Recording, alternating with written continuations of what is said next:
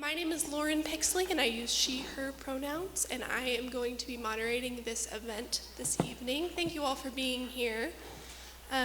Just real quick, I think it's important that we take a moment to acknowledge the ancestral homelands of those who walked here before us and those who still walk here, keeping in mind that this event is taking place on the land of Native peoples who identify as the Duwamish, Suquamish, Snoqualmie, and Puyallup, as well as the tribes of the Muckleshoot, Tulalip, and other Coast Salish peoples and their descendants.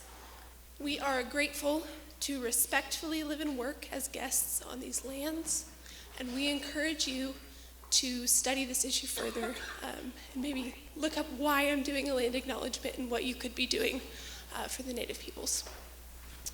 I'm going to take you through some logistics before we get started. The first thing that I have planned is this PowerPoint that is going to hopefully get us all on the same page about some basics. After the PowerPoint, I'm going to allow the panelists to introduce themselves.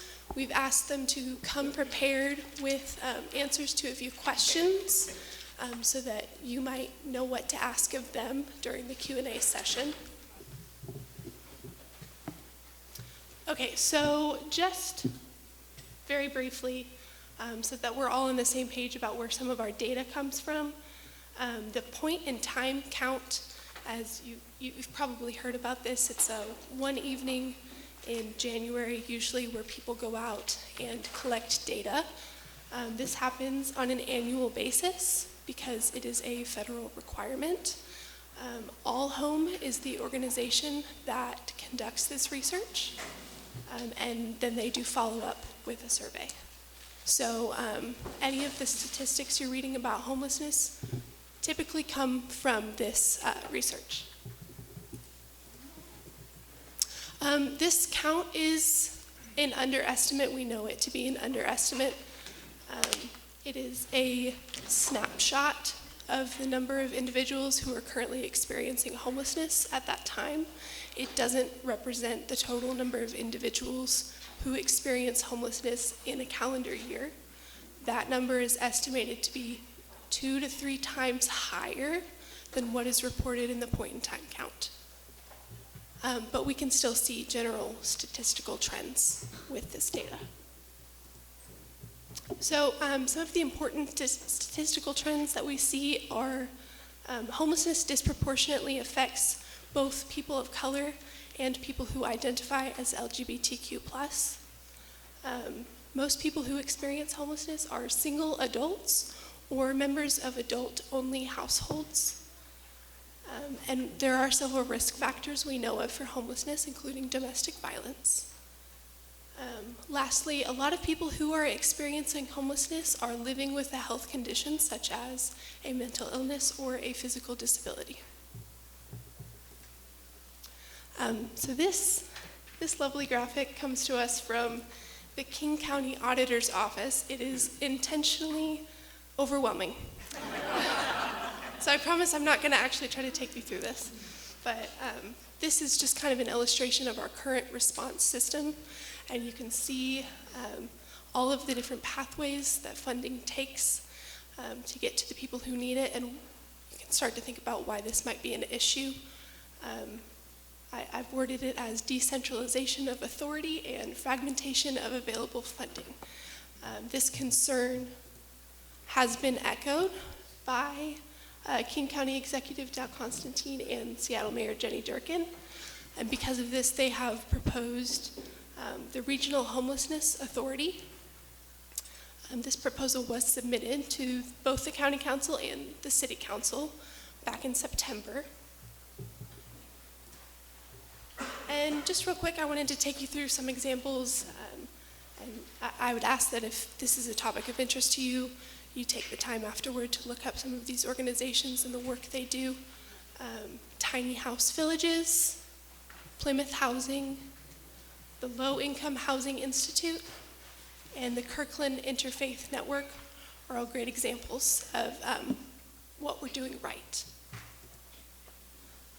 Obviously, we have also identified several challenges, and this is not a comprehensive list. These are just some examples. So lack of low-income housing, lack of wraparound services, lack of case management, vehicle residency, and what I mean by that is a lot of folks who are living in their vehicles never come in contact with the services that are available, cost of childcare, and tax policy. So this is the list of panelists, and they are seated, I don't know if you can read that, I hope you can read that. They're seated from left to right, top to bottom, if that makes sense. And after we do the introductory questions, I will come back to this slide and leave it up so that you can know who it is you're asking a question of. You are also, of course, more than welcome to ask questions of the panel as a whole or to direct your question to an individual specifically. So at this time, I'm going to go ahead and let the panelists introduce themselves. These are the questions I mentioned earlier that were sent to them in advance. It'll kind of give you an idea of questions you can ask of them, their areas of expertise, and so on. So, if we want to just start from left to right, using a microphone. I know, we're so lucky tonight. Is this on? Okay. Yes. Hi, my name is Jennifer Alderman. I am a behavioral health supervisor with Snohomish County Human Services. So it's a little odd for me to be here with you all in Seattle, King County. But I do have a history of working in Seattle and King County previously for Sound as a program manager.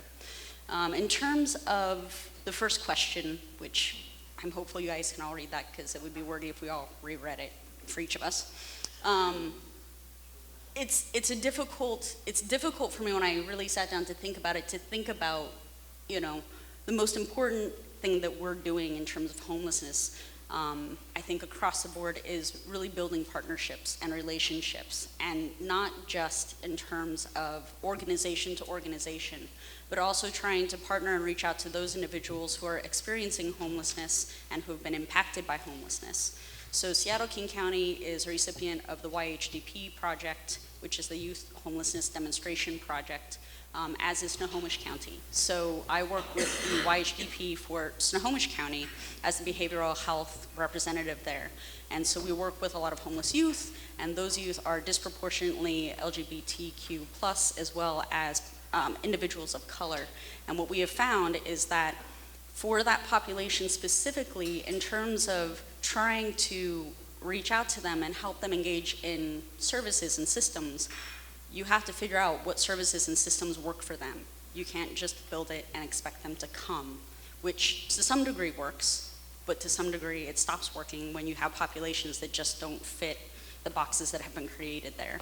So I think it's being creative and really trying to partner with not just what is there, but also what could be, and really working to be progressive and thoughtful and responsive to those who are utilizing those systems and working within those systems and are on the front lines and really know and understand from a real-time, real-life perspective versus me sitting in a meeting with my bosses, my colleagues, having not experienced homelessness or having not experienced what it's like to work in a shelter, but really understanding what it's like and having some combination of humanity as well as logistical understanding, as well as that lovely kind of flowchart thing that was up there.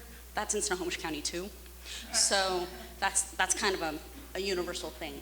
In terms of the challenges, there are lots of challenges, and I think right now, something that I've seen over the last decade plus has been a rise in acuity of what we see for folks who are entering these systems. So I'm a per diem social worker at the University of Washington Emergency Department as well, and I have seen an increase, very steadily so, of acutely mentally ill, acutely substance use disordered individuals, and just ill people who need help. We've seen an increase in homelessness kind of go hand in hand with all of that, and we have worked really hard to try and get things back to different systems. But at the end of the day, we're not just seeing single conditions that are causing or impacting people who are homeless. We're seeing people who have mental illness, as well as a substance use disorder, as well as a major chronic physical disorder, whether it's diabetes or heart congestion or other things that happen that make it extra hard to be homeless. So it's just a more complex population that we're seeing. We're also seeing it go across age span. So it's no longer kind of this age to this age. We are seeing homeless children, we are seeing homeless geriatric adults, and everything in between. So to build a system that can manage the needs of all of that from literally 0 to 90 is really difficult to do. Solutions, the last two questions, I have not experienced homelessness, so I can't answer that question. And in terms of solutions that I propose, I don't have any specifically, I'll be really honest. I think doing more of kind of the direction that we're already going is really important. It's having the hard conversations, it's being honest, it's being able to listen to each other, especially those who are engaging in these services, and then trying to find a way to be responsive, which means for local governments, whether it's a county or a city or a state, to kind of be willing to try some new things. So the demonstration projects and trying to put money into new things. Seattle King County has done amazing things with tiny homes. So we're seeing where these things can pay off, and I think it's being willing to try new things, even if it's not in your wheelhouse. And that's where things are gonna be able to make a shift. It'll take time, but it will get there. That's all? Be sure? All right. I can always give it back. No. Okay. I will. All right. Hi, I'm Tess Colby. I am Mayor Durkin's Senior Advisor on Homelessness, which is a fancy way of saying that I am her go-to person every time there's any kind of a homelessness question, which is great. It's a lot of variety. In questions, not in topic. We've got the three questions. One is, what's the most important thing that our organization does? The City of Seattle is a funder of homelessness programs. We are, in fact, the largest funder in the county. We put about $73 million a year into what we refer to as crisis response system, and then maybe another 15 million or so into some ancillary services as well. And the crisis response services that we fund run the gamut from prevention programs that really try to help people stay where they are and avoid experiencing homelessness, all the way through services that help people stay in their housing through permanent supportive housing. So it's really that full gamut. And we do that not sort of willy-nilly. We do that based on policy priorities, and we do that based on how well the different interventions work at what they're intended to do. So how well does shelter, for example, help people move through the shelter and into housing? How well do housing programs help people stabilize where they are? And so that kind of analysis of performance is a big piece of what guides the work that we do and guides how we actually allocate our funding. Homelessness is, I would say, one of the very highest priorities for Mayor Durkin, and I don't need to tell you, it is on everybody's mind all the time. And so a few slides back, you saw that lovely, the lovely depiction of how chaotic the current system of accessing services is. Well, one of the things that we are trying to do in partnership with the county executive and King County Council, so I will quick nod to my colleague, Councilmember Kohl-Welles. We spent a good deal of time today together. One of the things that we are excited about and championing and moving forward is this notion of regional governance. And really the point of regional governance is to bring together all of the jurisdictions across the county into what is essentially a single authority and a single-minded approach to addressing homelessness and reducing it across the whole county. If there are questions, I can go into more detail later, but the ultimate goal is really to make that crazy, chaotic approach to addressing services much easier, much more linear, much less fragmented. So a big piece of the work that we've been doing, as well as King County, is really paying a lot of attention to that. Okay. Some of the challenges, you are going to hear a lot about challenges, and so I'm not going to focus on more than just one, which is a big one, which is affordable housing. So the housing market is insane, and the housing market really, this is up and down the West Coast, is rising rents, rising housing costs have really made it very difficult for people to keep their housing or to attain housing, to get housing. And so this is an area that the mayor is extremely attentive to. She's very concerned about this.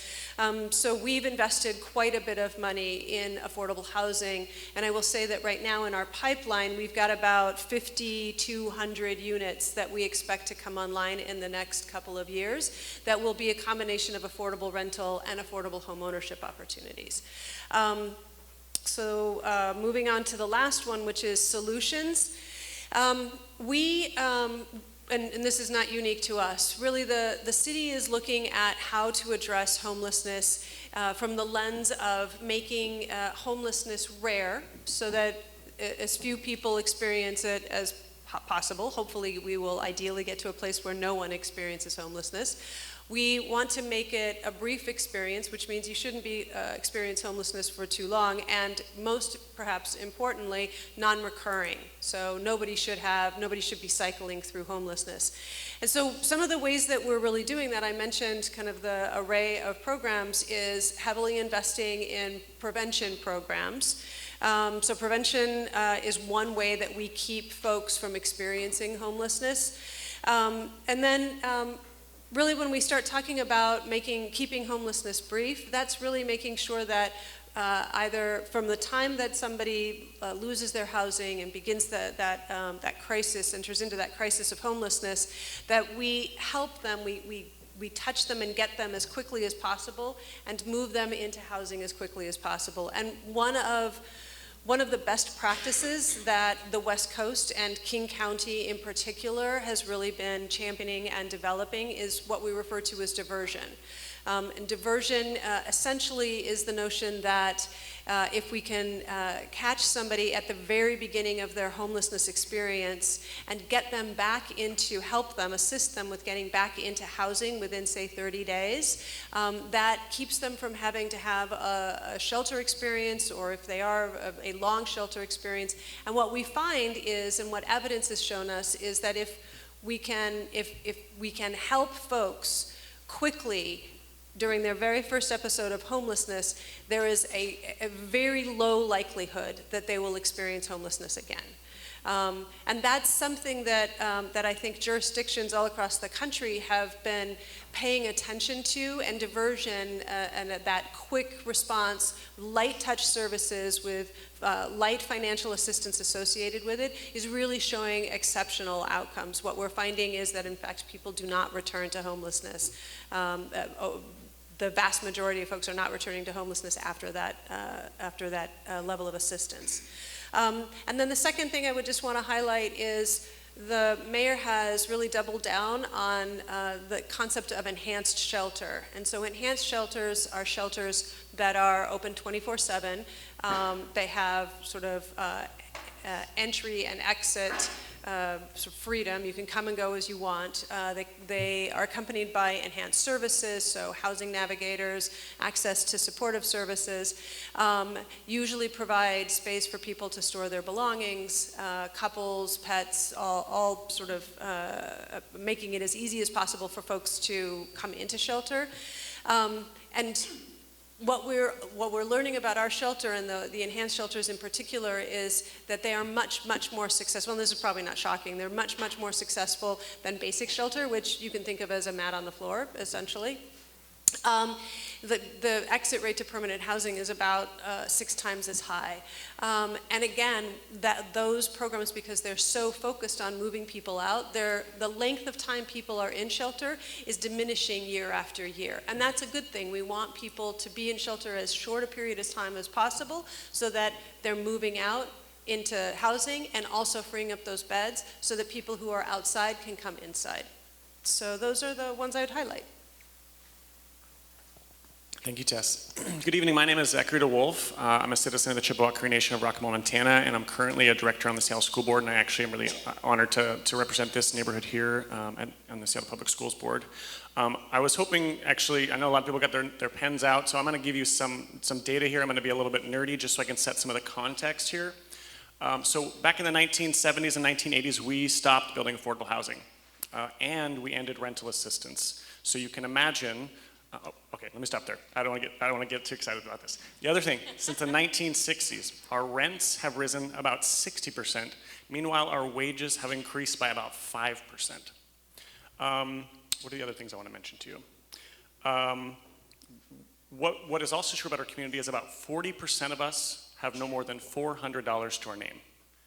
And about 50% of us are rent burden. And rent burden is you're paying more than 30% of your income on rent. So this is the environment we're in right now, and this has been building since the 80s and the 70s. I think a lot of us appreciate saving a quick buck. I think the philosophy that allowed that to happen in the 80s, where we are now, that austerity is, we are reaping those sad, unfortunate benefits now, and so we have a lot more people on the streets. I want to at least elevate the fact that I'm coming to you today not only as former program manager from All Home King County, but as a person who sits on the Seattle School Board. So in Seattle Public Schools, we have 3,266 students experiencing homelessness in our Seattle Public Schools. That's about 1 in 13 students. If you're in a class of about 30, you're likely with about 2 to 3 students who are experiencing homelessness. So one of the questions we had, but I just want to know in the room, has anybody here experienced homelessness? Okay. Has anybody here experienced housing instability? Okay. Has anybody not had a place to live officially and stayed with an auntie or a grandmother or a relative on their couch or in the spare bedroom? Okay, so this room right now also is not indicative or representative of the community that we're speaking about. So I just want to at least honor that part of this conversation is really tough to have. And I think a lot of us that have personal experience are going to give you as much as we can from our own personal experience. But what is deeply important is that I think particularly even in a place like League of Women Voters and in any organization you're involved in, it is making sure to include and make some room at that table for folks who have experience of homelessness to make sure that the things that you're thinking about, even these types of programs, are inclusive of those folks' thoughts and ideas. And I say that because when I was president of Capitol Hill Community Council, one of the folks that was on our council was actually experiencing homelessness. And so it was really important that the conversations we were having also came with compassion, because we weren't able to speak about people that were out on the street. We were speaking about our friend and our neighbor. I think particularly at All Home, and thank you, Tess, for at least setting a little bit of the runway. One of the really exciting things that we focused on here in the last 2 years in King County was we developed this approach which is called diversion. And our hope was that if people came to an experience of homelessness, which is traumatic, if you've ever experienced it, and I'm sure people will tell you on this panel that have experienced homelessness, it is really traumatic. We have a lot of privilege. A lot of us are lucky to be in a warm room tonight with cookies and coffee and a nice place to sit. We are very, very lucky and privileged, and a lot of people do not have that experience. And I think what was really important about the diversion approach was, I want to list off a couple of different approaches that we use. We have emergency shelter, we have transitional housing, and we have rapid rehousing. And I'm going to list off some figures here.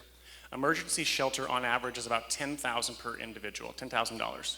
Transitional is about $12,000, and rapid rehousing is around $16,000 to $17,000 per individual. That's how much it costs to support that person. This is when, at the time we give them service, so they could actually come back. They could be repeat folks. And sometimes folks go from emergency shelter to rapid rehousing, so this could be a $25,000 to $30,000 investment in making sure we get these folks housed. And why I want to talk about diversion is it is a really exciting approach, because if you know this, if you've been on the rental market, it sometimes takes you $7,000, $8,000, $9,000 just to get into a new apartment in this city. Now, when I first moved to Seattle, I was making $26,000 a year. The ability to save any money was difficult, and there was no way I could find an apartment that I could afford. So with diversion, what's really exciting is one of the things we developed here in King County, we had a partnership with Building Changes. We developed a fund called the Centralized Diversion Fund. And what it would be is anybody who was experiencing homelessness that went to any organization where somebody was trained in the diversion approach could have the conversation, and if they could identify as themselves, as the person experiencing homelessness, their own solution to their homelessness experience, we would say, whatever it costs, we're going to help you. So sometimes we'd have somebody that said, I just need you to help me pay the $50 fee for the application. Some folks said, we just need the move-in deposit. Some folks said, I actually just need a bus ticket to Mukilteo. My aunt lives there, and she said I can live with her for a year. So this approach was really great because it allowed people to tell us what they needed, and we just gave them the money, no questions asked. And on average, the cost of supporting those folks was about $2,000. And this is astronomical when you think about how this looks. As was mentioned before, we know that it was about 11,199 people on one single night that were experiencing homelessness, but across the whole of the year, there's about 30,000 people. So you can imagine that if people do successfully get diverted, that's a huge cost savings, and also we're empowering that person to identify their own solutions. So I think one of the most important things that All Home is doing is the development of the diversion approach. Like Tess said, it's becoming a national model. People are trying to replicate it because it's really investing in people with an equitable approach, saying, we're not going to tell you have a limit. If you need $3,000 to move into an apartment, we're not going to say we're only giving you $1,500. We want to make sure we support people with what they need. So I think that's one of the really big things I'm proud of that All Home is doing. Some of the challenges, like I mentioned, I think just kind of where we are as a community, we have certainly not only not built enough affordable housing, but we've been losing a lot to deterioration and obviously redevelopment, and sometimes that redevelopment doesn't always turn into more affordable housing. I think the other thing that's really important is when we talk about affordable housing, there's a difference between low income and there's a difference between affordable. So a lot of times we pat ourselves on the back for building affordable housing at 80%, 60% AMI, but by and large, the community that I'm talking about, these folks with no more than $400 to their name, they're at 0%, 30% AMI, and those are the types of units that we need to be really targeting. Oh, area median income. I'm very sorry. I've been at the Seattle Public Schools headquarters today, and it's been so much information, and it's mostly acronyms. So I apologize that I'm just spewing more acronyms back at you. I think not only do we really need to have some tough conversations about funding. I think if you've had if you've walked outside at all in the last 2 years, and if you've heard anybody talking about conversations around a head tax, what it was really focused on was not the controversy around a head tax, which you can fall on whatever side of that issue you want. It is about the fact that we actually have to get really creative about how we're raising money in this city, because as it is going right now, I know that we are really grateful as a school district that you continue to vote for property tax increases because of our levies to build schools and make sure our kids are safe and learning. But we cannot keep tapping into that revenue stream, and we need to get really creative, and we're also going to have some tough conversations about the folks that are not necessarily paying their fair share. But I will tell you, by and large, all of us, we're certainly paying our fair share.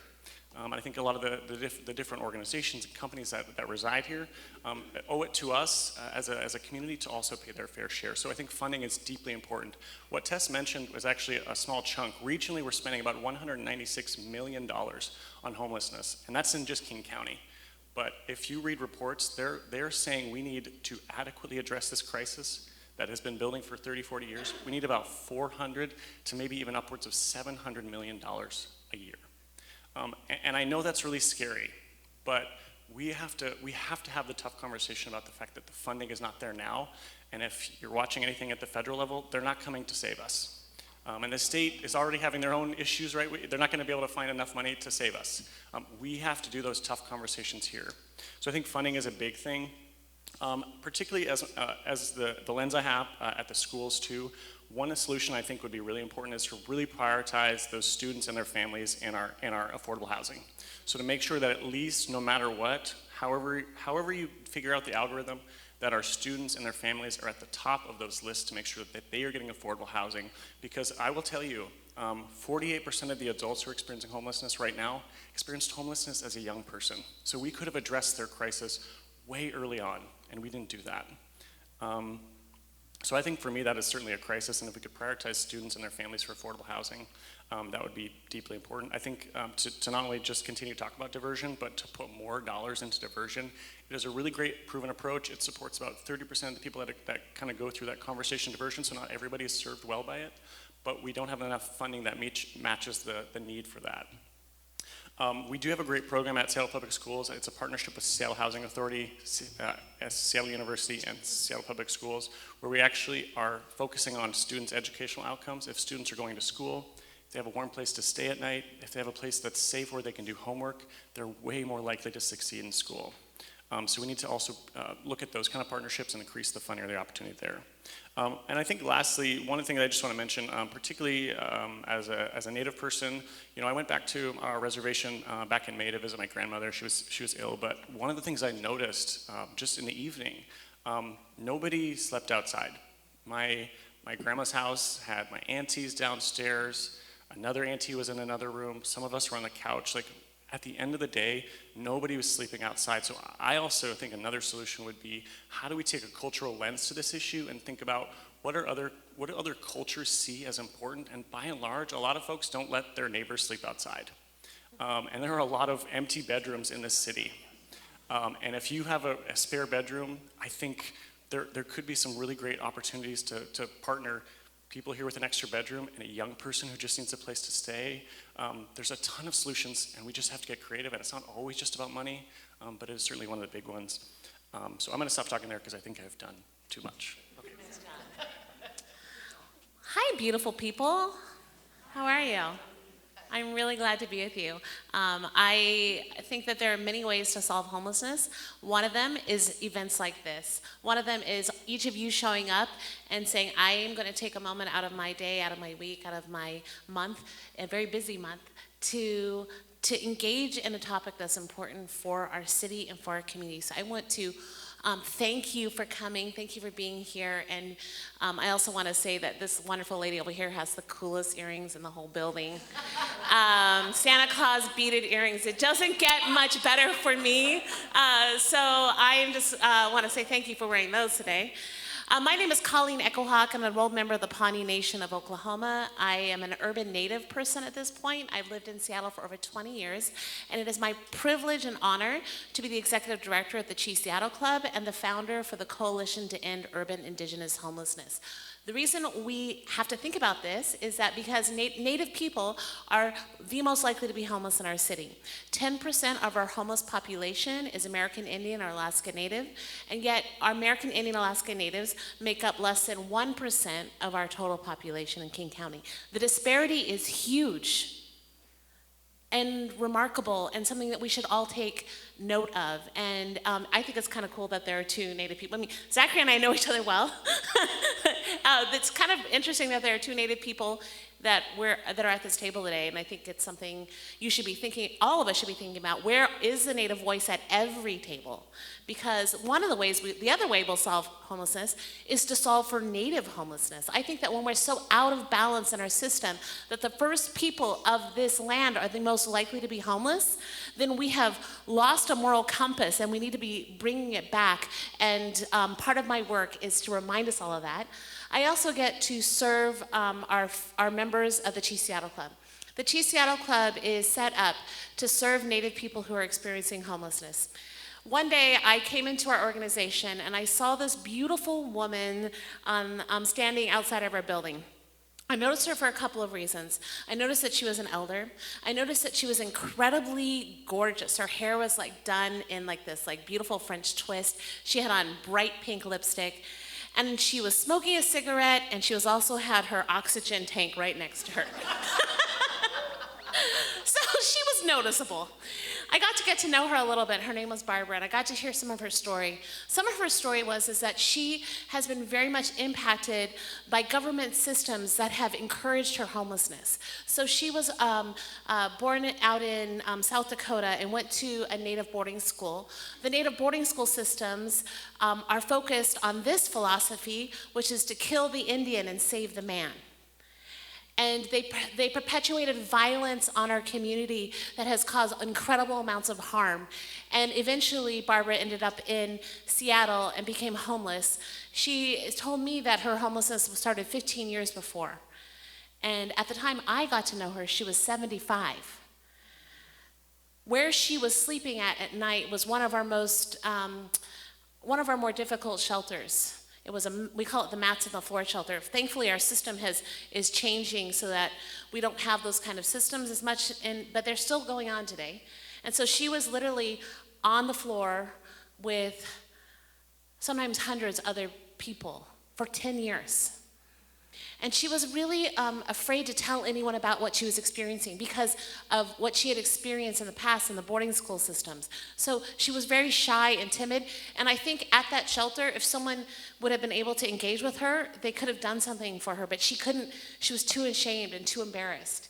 And so she would come to the Chief Seattle Club every day for breakfast. She started engaging with our community, starting to get to know her. And through our programs, we were able to get her into housing. Now, we have a really awesome program that's funded by the city, so thank you, Tess. Funded by King County, thank you, Jeanne.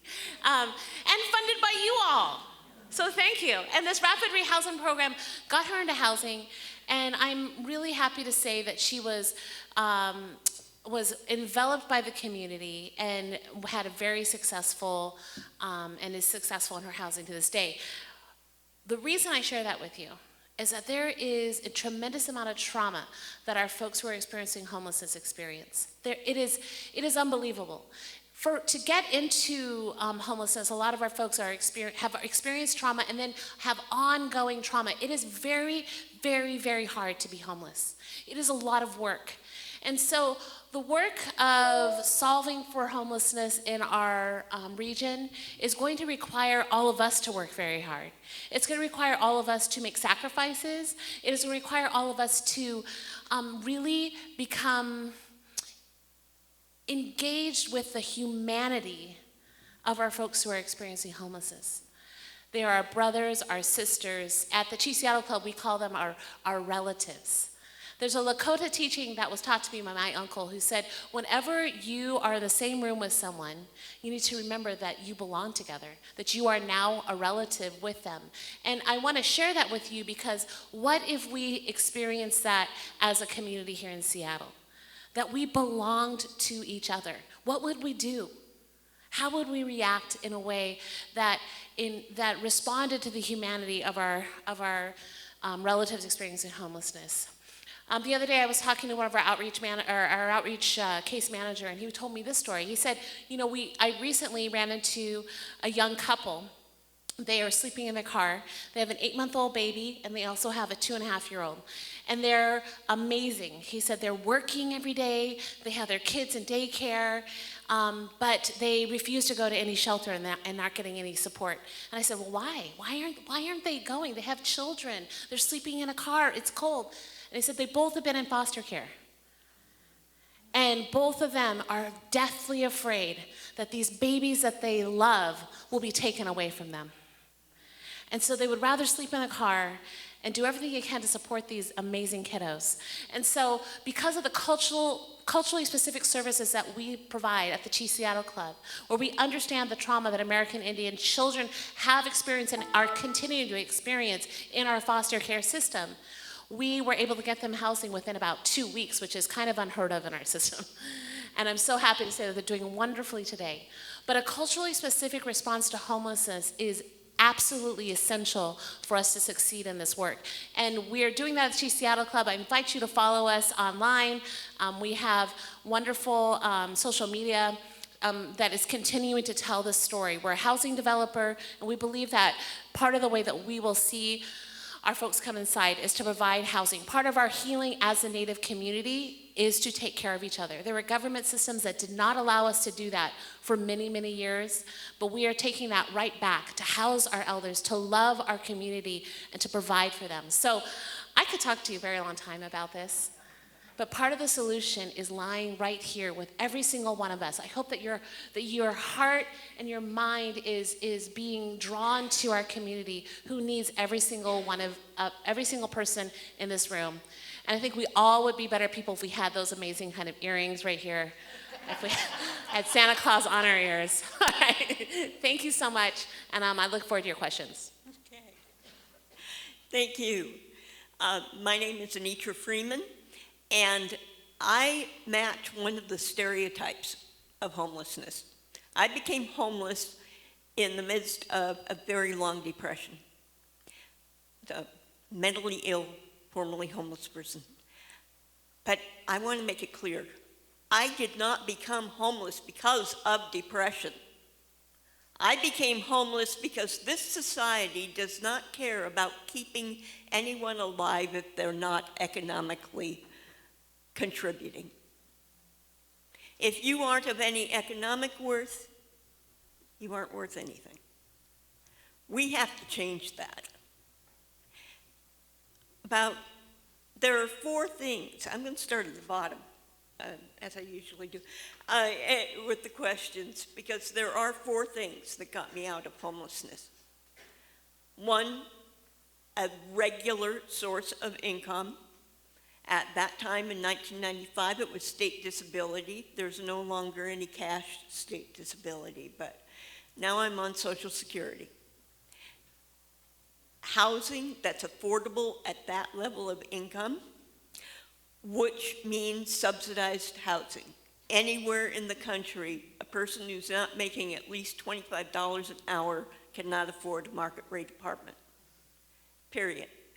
We need subsidized housing, and as Zachary said, in the 1970s, federal funding to build housing was up here, homelessness was down here. Now, federal housing money is down here, and homelessness is up here. How many neurons does it take? So, housing that's affordable. Medical care. We need a good health care system. Anybody know where there is one? But Denmark. Yeah, all the other countries, every civilized country in the world. But the most important, all of those things I was helped to all of those things by a case manager, because Seattle was one of the first places to realize that people in the condition that I was in weren't going to find the mental health office.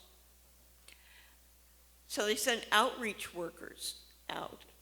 And when I finally found a shelter, the night that I walked into Noel House, there was an outreach worker there. And she was a person I could relate with and trust. Because I was scared. Almost everybody in my family has been almost killed by a doctor at least once. So I had trust issues. But Debbie was easy to trust. Debbie got me my lithium. She got me onto state disability. She got me into housing in 4 months, which I thought was a record. Now 2 weeks, woo. You beat me. But Debbie Shaw alone could not have kept me alive for 4 months, could not have kept me going for 4 months. But I also found real change. That's also a source of income for a lot of people. And I found Share and Wheel, which are organized homeless communities. So by the time I got into housing in February of '96, I had the biggest social support network I'd ever had in my life, which is why I'm not doing the round cycle in and out.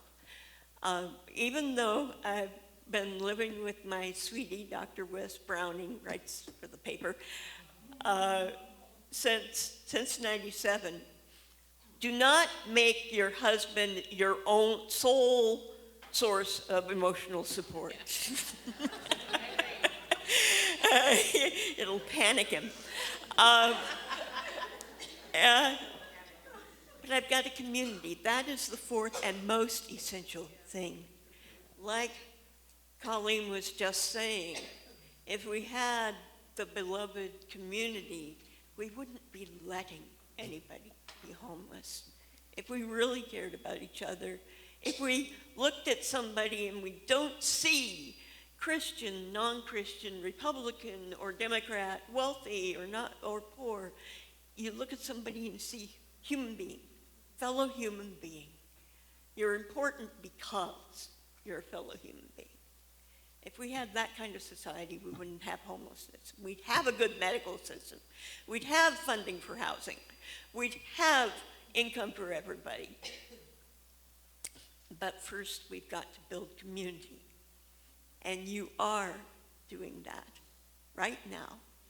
Another way you can do it is to buy real change from your vendor, talk to your vendor, talk to homeless people.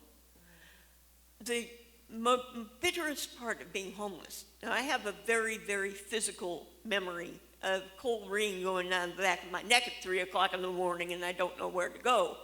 But the worst part of being homeless was feeling isolated and invisible. While I was in shelter one night, a neighboring couple came in with a big plate of sandwiches and big pot of soup, and they stayed to chat with us. For as long as they were there, nobody went near the soup and sandwiches. Everybody was clustered around those two people who would talk to us, talk with us. That's the real hunger. And after I got involved with Share and Wheel and Real Change, I was ultra enthusiastic. Even on lithium, I get really ultra enthusiastic about things. I searched out every single group or organization that was working on homelessness. I ended up back focusing on these because the most successful programs on any problem are the ones who work with the people who are experiencing that problem. So that's the biggest challenge to our system. Now, I love the idea of things getting more coordinated and less confusing, but historically, every time I've seen government try to get things more organized, end up just putting another layer of bureaucracy on top, and bogs things down worse. I hope that doesn't happen. If you really want to be efficient about addressing homelessness, get your service providers together and your homeless people together and listen to them. Empower them. Help them get organized and tell you what to do. I think I've said my piece. Thank you.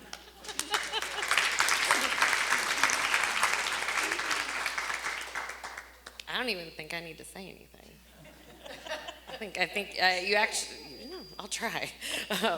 I'm Annamaria Gueco. I work for Sound, so we are one of those providers. If you've lived, we try. If you've lived in this area for a while, you might have known us as Seattle Mental Health, and then Sound Mental Health, and now we're Sound. And I currently supervise our supportive housing, homeless outreach, and our outpatient services in Tukwila, Washington. We are one of the largest behavioral health providers in King County, primarily providing outpatient mental health and substance use disorder treatment. So we are the provider. We are the case managers. One of the most important things I think that Sound as an organization has done has tried to evolve with the need. I've been with Sound almost 12 years, and I can tell you that my job has evolved because our services have evolved, because we're constantly trying to adjust how we provide services, where we provide services, the types of services that we provide based upon the needs of our consumers. We serve over 20,000 children, families, and adults in King County who are primarily coming to us because of a behavioral health need. Not all of our clients have experienced homeless, but many of them have. Majority of them are currently homeless, and so Sound has had to adjust. Again, really reiterating your experience, that we can't expect people to just come into our office and get what they need. And so over the years, Sound has done that. We have several community-based programs. Our clinicians go out into the field. They're going and meeting with our consumers where they are, where they can get to. We have homeless outreach programs that specifically outreach to veterans, that specifically outreach to South King County, which does not always have the wealth of resources for these consumers that we do here in the Seattle metro area. We have a supportive housing department that has grown immensely over the last 10 years. And what we've done is tried to be creative and tried to be flexible with an array of programs, from what we call scattered site supportive housing. So individuals who are living out in the community in low barrier, low income, affordable housing, and we have case managers and clinicians going to them, providing them their services where they live. We've partnered with some of the providers that were mentioned, Low Income Housing Institute, Plymouth Housing Group, to have clinicians and mental health and substance use disorder staff on site in low income buildings where consumers live. Trying to follow housing first principles, evidence-based practices to bring these much needed services to them, because expecting people to come to your office, that works for some, it does not work for all. And so I think that that's one of the most important things that Sound is doing, is just trying to evolve. Now, with that comes, right, the solutions and the challenges, which kind of for me is one and the same right now. Funding is a huge solution and a huge challenge. When I say that providers like Sound, we rely on funding. We rely on Medicaid. We rely on the city and the county to pay for us to be able to provide these services. And oftentimes, that funding allows us to do these creative things that we're doing now, that we've grown to do, but it also comes with the red tape. It also comes with restrictions. And so, like I said, we're changing what we're doing and how we're doing it and where we're doing it to meet the need, while at the same time trying to meet the criteria in order to access the funding we need to do that. And so it's a double-edged sword. So funding is a solution, but it's also a challenge. And I don't have a solution to it, and that's why I still work as a provider. I used to supervise Jennifer, so I let her go to that side and figure that out. But it's huge, and things that we vote on, like the Veterans and Human Services Levy and the King County document recording fees and mid-funding, those are all funding streams that providers like Sound rely on to be able to get creative and do things that standard Medicaid and insurance companies won't pay for, which is oftentimes office-based services. So it's getting better. We've seen a lot of innovation in terms of flexible funding and finding different ways to fund the types of services that case managers really need to do to be able to help the consumers we work with, but there's still limitations to that. I haven't experienced homelessness, so I'm not gonna speak to that, but I am gonna reiterate what the fine lady next to me just said, which is, we need to be talking to people who are experiencing this right now. We all got overwhelmed when we saw the graphic of the system and how it works. We know how it is to try to navigate things. I'm a working mom of 3, and I feel like I have a lot of support in my life, and I have a hard time trying to make sense of my day. And when you add to that mental illness and addiction and exhaustion and the amount of support and all these things that we've done to try to make housing low barrier and more accessible, it still has all those systems to it. It still has all the barriers, and you're sitting there going, but they're homeless, and don't they want this, and don't they just need this? And well, sure they do, but yeah. Our case managers need a lot of support. The providers that work in this field need a lot of support to do what it is they think that they really need to do to help individuals who are trying to navigate this system and then are experiencing mental health and substance use disorder issues on top of that. So, thanks.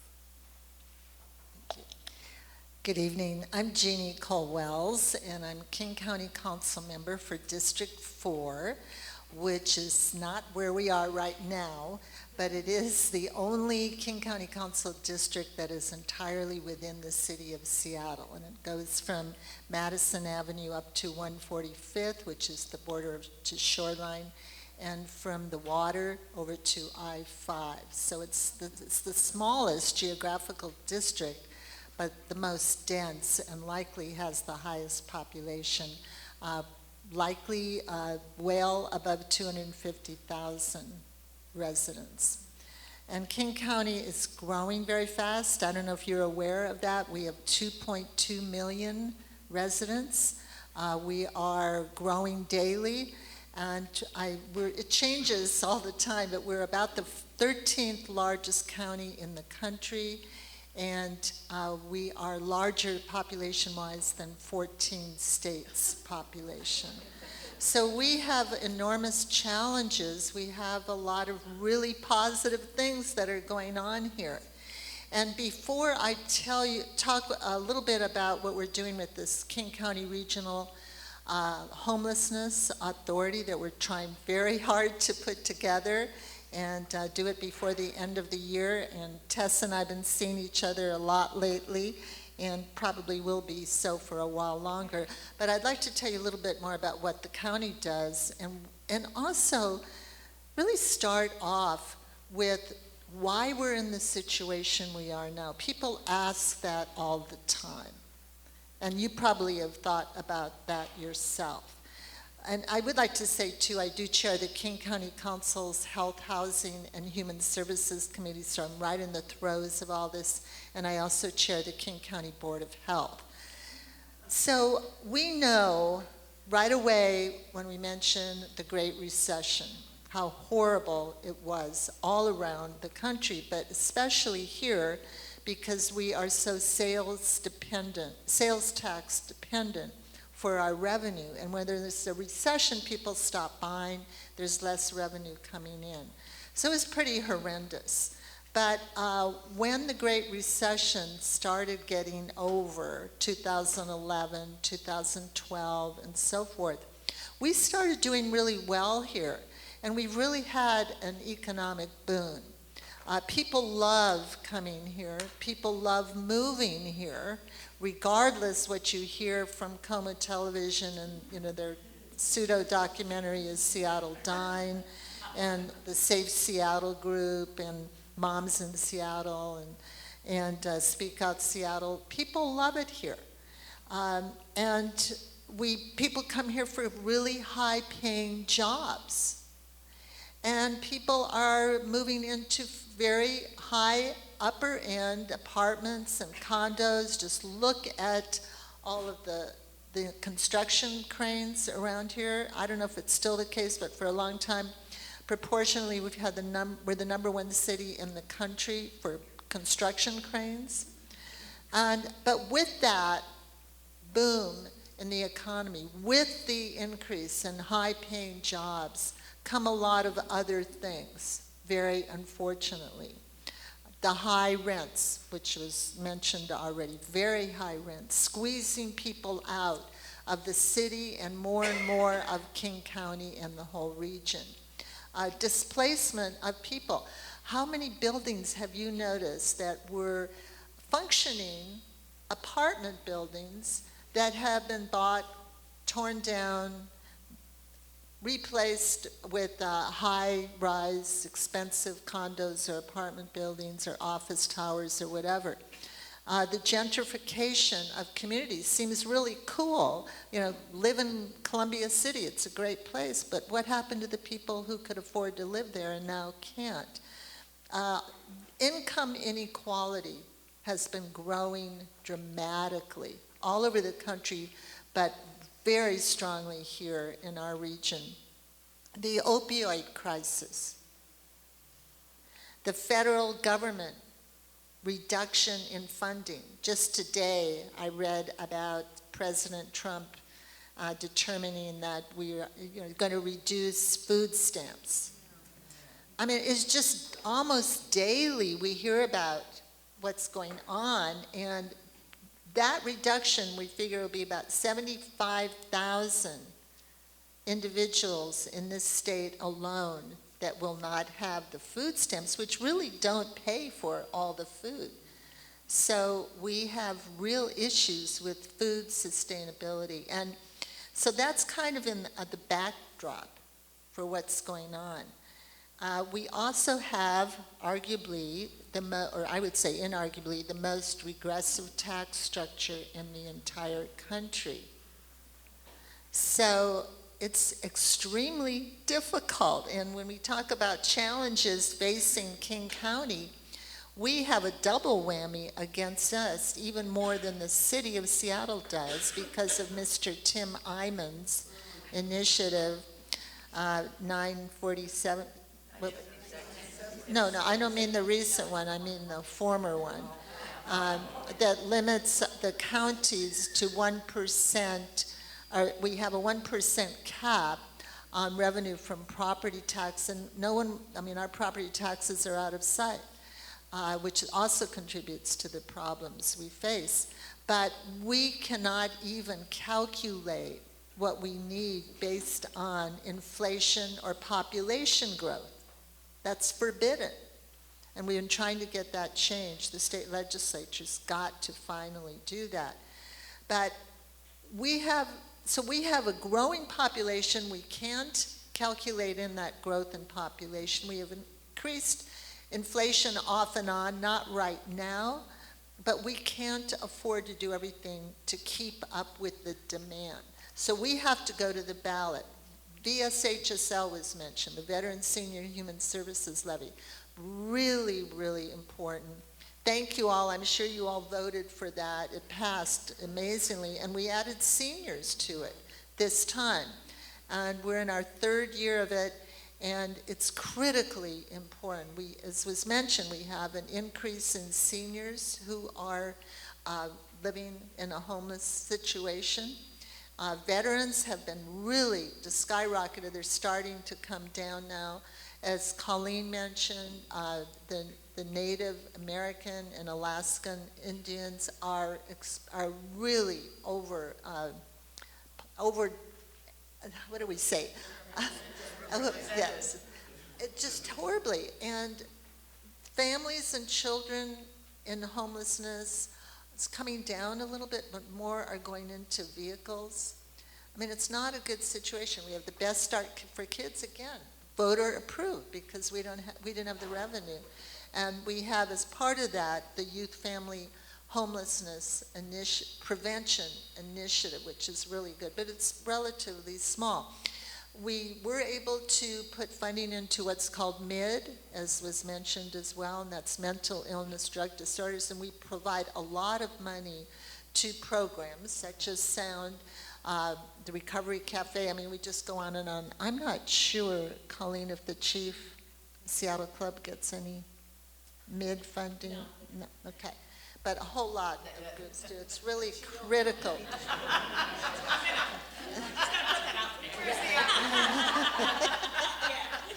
And I'm on the MID advisory board. Okay. I'm on the MID advisory committee, and I represent the council on that. We also have through Public Health, Seattle, King County, and the Board of Health, we have our mobile medical vans that are really critical for so many people who do not have health care coverage. And we're doing more and more with those. We have the opioid epidemic, and we've been trying very hard to come to grips with that. We had a heroin, and I've just got to get these names straight, the heroin and opioid, prescriptive opioid addiction task force, which came up with 8 recommendations, and we've been able to adopt them. We're in the process of adopting all the recommendations except the one to create CHELS, the community health engagement locations, which are also referred to as safe injection sites. And some of the community here just will not have anything. I mean, they do everything that they can to block that. So there's a lot going on. There's also a lot of mobile housing going on. The Eagle, what is it called? Eagle Village with modular housing is just starting up. We were able to bring in modular housing from Texan oil fields, I believe it was, and remodel them. And we put new shelters into Harborview Hall and enhanced shelters, really critical with the services. And the old west wing of the jail, it's not connected to the jail. We also have 24/7 services there and a whole lot of other ones that are going on. But the county is very much a pass-through for funding of these programs from the feds, which are diminishing, and from the state, and from some of the philanthropic community as well. But what we really need to do, and what we are trying very hard to do, the county, is work with the city of Seattle on getting through the King County Regional Homelessness Authority. In fact, I was hoping I could come here tonight and say, we pulled it off. We did it. We're not quite there, however. This was something that I applaud the mayor, Jenny Durkin, and King County Executive Dow Constantine just incredibly, because they've had a vision to create this new authority that would consolidate the services, make them more efficient, eliminate redundancy in this new entity. With Seattle putting in about $73 million a year, King County about $55 million a year, but also working regionally with our suburban cities. If we're going to make it regional, we've got to do that. And through the Sound Cities Association, we have 38 cities in the county, and that's been the tough part. I have been, and Tess has been to so many meetings, I can't even think back and count all of them. I'm the lead sponsor for the legislation in King County Council. I've convened regional meetings with Sound Cities, with Seattle City Council, the mayor's representative Tess, our county council, and we are running out of time, but it's not from lack of effort in any way. Today, we had the Regional Policy Committee meet this morning. It lasted about 2 hours, and that committee is comprised of King County Council members, representatives of Seattle City Council, and suburban cities. And people were mad in the audience at the county chamber, council chamber, because they didn't want any change from the way everything was transmitted to our council and to the city council. The city council was prepared. We have to pass legislation that will get through the county council and the city council with the same language. The county council is not a city council in a very progressive city like Seattle. We have 9 members who represent parts of Seattle, or in my case, all within Seattle, and suburban areas, and representing unincorporated areas too. And they do not see things the same way as we do in Seattle. And our council members who live in the suburban areas, South King County, East King County, North King County, Vashon, the unincorporated areas all around, they listen to their constituents, the members of the council. If they're in South County, they listen to the mayors and the councils in Kent and Auburn and Maple Valley and Federal Way and all that. East, the same thing in the other areas of King County. And my most difficult challenge has been to find that magic formula that will work to get 5 members of our county council to vote for this. And we have had to make so many changes, so many concessions, that now we have the problem, the challenge, with some of the Seattle City Council members saying, no, we can't do that. Or our allies, we have partners. The philanthropic community has been fabulous, and they're ready to put money into this. But they're saying, what are you doing? You know, we signed up for this, and now you're giving us this. And an incredibly important part of all of this, which we're preserving, is that we are having equal representation of individuals with lived experience. And coming from and being appointed with the help of the Coalition of Lived Experience. This is really new, and a lot of our elected officials are very nervous about that, about giving up some power to make this happen when they're not totally in charge. So, Tess, are you having fun? We were talking earlier, how is this going to happen? And the reason why it's so urgent, obviously, is we are in a crisis, but we're also going into winter. And that just really is so troubling to all of us. So the last meeting of the King County Council for this year is next Wednesday, December 11th. We passed in the Regional Policy Committee today the heavily amended version. We passed it unanimously. And people were really excited about that. And I think there's a potential good chance we'll get it through the county council next Wednesday. But then, if that happens, and we cannot amend what came from the Regional Policy Committee, or will come to us, then it has to go to the Seattle City Council for their approval. And some of their members are not happy with us at all. So we'll see what happens. There is a standing meeting of the Regional Policy Committee next Wednesday afternoon after we adjourn for the year. Or if we recess and the city council comes up with some amendments that we could live with, and that's a big if, then maybe we could go back and vote this out of the county council that afternoon.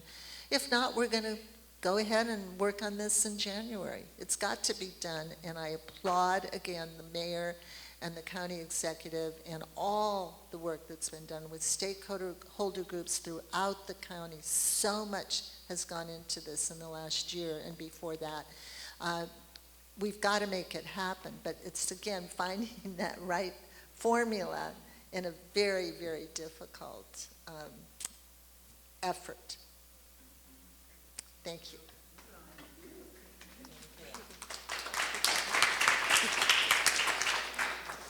Well, I want to thank all of my predecessors for doing all of the heavy lifting. And I know we're running short of time, so I'll just say a few things. My name is Susan Segall, and I'm Executive Director of New Beginnings. New Beginnings was founded in 1976 as Seattle's first organization dedicated to ending domestic violence. And I really...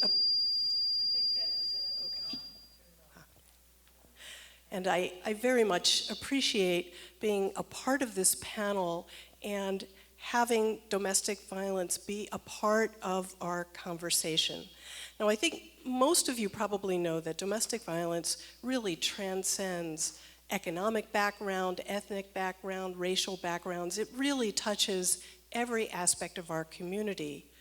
At the same time, people of color, poor people of all colors, undocumented immigrants have some special vulnerabilities that abusers can use in relationships, and they also have some significant obstacles to overcome if they want to leave an abusive relationship. And it is often those folks who become homeless as a result of trying to leave a domestic violence situation. The other situation that we see are oftentimes women who have been experiencing financial abuse in a relationship, and they've had no access to the family finances. They may not have a support system, and they too can get plunged into poverty, even if they haven't been living in poverty as a result of leaving an abusive relationship. Now, New Beginnings, like virtually every domestic violence organization that was founded in the 70s and 80s, was founded as a shelter for women and children fleeing abuse. And it was a very, very important response to an issue that had no name at that time and that was not high in the public consciousness. But it was a one-size-fits-all approach, and in fact, there's quite a range of experiences that survivors have around housing instability and homelessness due to domestic violence. And so one of the things that we and many domestic violence organizations locally have been doing over the last few years is to really adjust our services to be much more flexible and to really respond to that spectrum of experiences that survivors have. So, for instance, for a survivor who maybe is earning some income and wants to leave an abusive relationship and has the potential to make a planned exit, but who hasn't saved enough to pay move-in expenses and may be facing some instability for a couple of months as they're getting things sorted out. That's a survivor that doesn't need to go to a shelter, but really just needs some financial assistance to help smooth the way. Similarly, for survivors and their children who may want to move somewhere to live with family or friends and may just need plane tickets. In the past, those are survivors who may have turned to shelters, but this is an opportunity for us to prevent homelessness. And so that's a big part of what we do these days, and to provide other kinds of flexible financial supports so that survivors aren't in a position of having to kind of short their rent so that they can get their car fixed or meet a child's needs or other kinds of things that would then plunge them into homelessness. Some survivors have abusive partners that upon breakup leave their living situation. He may have been paying a part of the rent. Now her finances are plunged into disarray. She may have gotten behind on her rent and is facing eviction, or she may need the locks changed because she's still being harassed by her abuser. Those are all things that can be addressed by financial assistance. We've also moved away from kind of a short-term communal style shelter, which was really, really tough for traumatized survivors, and that was geared towards a very short stay that could be very difficult for survivors that left with just the clothes on their backs and had so many pieces to pull together. And so we've shifted to a model where for survivors who have left in a relationship and are thus homeless can now stay with us in our apartments for up to around 6 months with some flexibility. And then they get rapid rehousing assistance. And so we're able to help them find their next steps housing, and we can pay rental assistance and provide mobile services for up to a year thereafter. And then if a survivor is struggling to sustain their rent after our assistance, and we can also help them to figure out what their next step is. So the key word here really is flexibility, trying to reach survivors before they've reached that nexus of their finances being at their lowest and their danger being at their highest, so that we can try to avoid homelessness wherever is possible and try to address it when it does happen in a more trauma-informed and more holistic fashion. Now, Zachary and Anitra and Jeanne have spoken to the perfect storm of federal and more local government policies and economic conditions that have led to the current crisis of homelessness. So I'll just really end my remarks by saying that, you know, in order to really end this crisis, we are going to have to think big, we are going to have to think bold, and it really will require a government response, a robust government response at every level of government. So some examples. As Anitra said, the defunding and the lack of subsidized housing is profound, and we need a significant influx of funding for subsidized housing for low-income people. And if we're not going to go there, then we have to be willing to consider something like a guaranteed minimum income that is genuinely pegged to the cost of living in different locales. We need more federal funding, significantly more federal funding with job training and job creation programs that really meet the needs of our current economy, because so many people have not been able to adapt to our current economy. And as has been already spoken to, we need a significant influx of funding from the federal level for mental health and substance abuse treatment programs. At the state level, we really need to divest ourselves of the regressive taxes, and we need to seriously consider a non-regressive income tax that would have the effect of, or hopefully have the effect of, meeting a variety of needs in the state, including things like affordable housing, job training and creation, and treatment programs. And I believe I'm accurate on this. I think one of the things that we might have to consider is really kind of restarting the push to have the state end the ban on cities adopting rent stabilization ordinances. That's a very complex topic, I know, but we've got to look at all of these kinds of things because it's going to take quite a kind of confluence of factors to really move the dial. Mayor Durkin has done some wonderful things around the homelessness issue, and she's made some great progress. But we need even more amply funded financial assistance programs that can help people weather hard times without having to lose their homes. We need further work on eviction ordinances to improve them even further. And of course, we need more funding for affordable housing. So it's a big job, but we're up to it. Thank you. Yes, please. I forgot to say one thing, and it's also sobering, but it's also hopeful. 2.5 years ago, we started a regional affordable housing task force, and Councilmember Claudia Balducci from the East Side was really the impetus, and I was on that. Colleen was on the expert panel that we had. And last December at this time, we came up with our recommendations. And we determined as well that there were 44,000 new or refurbished housing units needed within 5 years. So now we're looking at 4 years.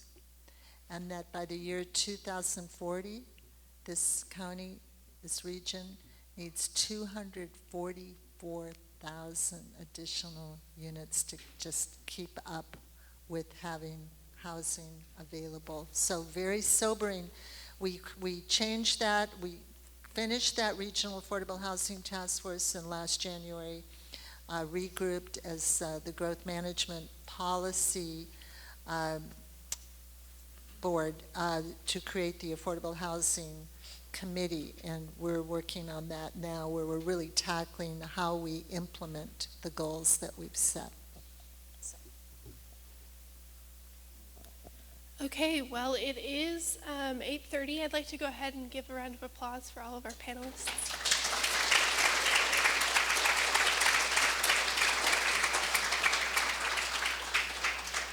What I'd like to do, since I know some of you expected to be able to ask questions tonight, is if any of the panelists do have a little bit more time, I'm going to ask that you remain here and chat with anyone who wants to ask a question of you. It is 8:30. I respect your time. I respect that you are busy people. If you can't stay, I completely understand. Thank you all again for being here. One more round of applause.